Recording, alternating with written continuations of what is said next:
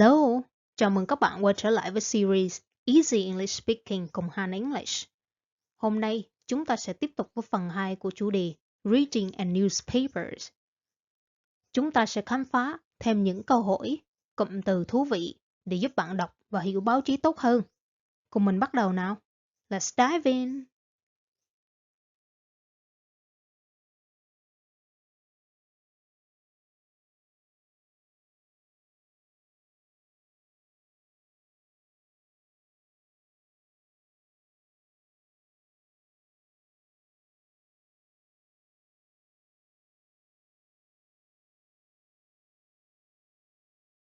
Question 3.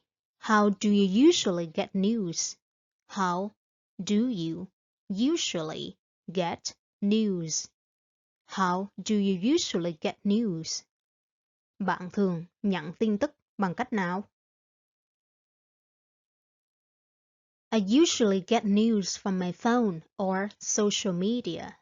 I usually get news from my phone or social media. I usually get news from my phone or social media. I usually get news from my phone or social media. I usually get news from my phone or social media. I usually get news from my phone or social media. I usually get news from my phone or social media. Tôi thường cập nhật tin tức từ điện thoại hoặc mạng xã hội. I usually get news from my phone or social media.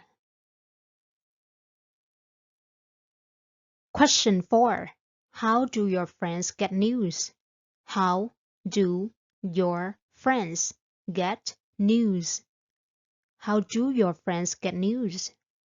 Bạn bè của bạn nhận tin tức bằng cách nào? Most of my friends get news from Facebook and YouTube. Most of my friends get news from Facebook and YouTube. Most of my friends get news from Facebook and YouTube.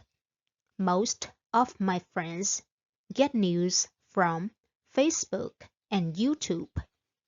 Most of my friends get news from Facebook and YouTube. Most of my friends get news from Facebook and YouTube. Most of my friends get news from Facebook and YouTube. Most of my friends get news from Facebook and YouTube. Hầu hết bạn bè của tôi nhận tin tức từ Facebook và YouTube. Most of my friends get news from Facebook and YouTube. Question 5. Do you talk about news with your friends? Do you talk about news with your friends? Do you talk about news with your friends? Bạn có nói chuyện về tin tức với bạn bè không? Yes, sometimes we talk about interesting news we see online. Yes, sometimes we talk about interesting news we see online. Yes, sometimes we talk about interesting news we see online. Yes, sometimes we talk about interesting news we see online. Yes, sometimes we talk about interesting news we see online. Yes, sometimes we talk about interesting news we see online. Yes, sometimes we talk about interesting news we see online. Có, đôi khi chúng tôi nói về những tin tức thú vị mà chúng tôi thấy trên mạng. Yes, sometimes we talk about interesting news we see online. Ebook, ebook, ebook, ebook, sách điện tử. I read ebooks on my tablet. I read ebooks on my tablet. I read ebooks on my tablet. I read ebooks on my tablet. I read ebooks on my tablet. I read ebooks on my tablet. I read ebooks on my tablet. I read ebooks on my tablet. I read ebooks on my tablet. Tôi đọc sách điện tử trên máy tính bảng của mình. I read ebooks on my tablet. Breaking news. Breaking news. Breaking news. Breaking news. Breaking news. Tin nóng. The TV showed breaking news about the storm. The TV showed breaking news about the storm. The TV showed breaking news about the storm. The TV showed breaking news about the storm. The TV showed breaking news about the storm.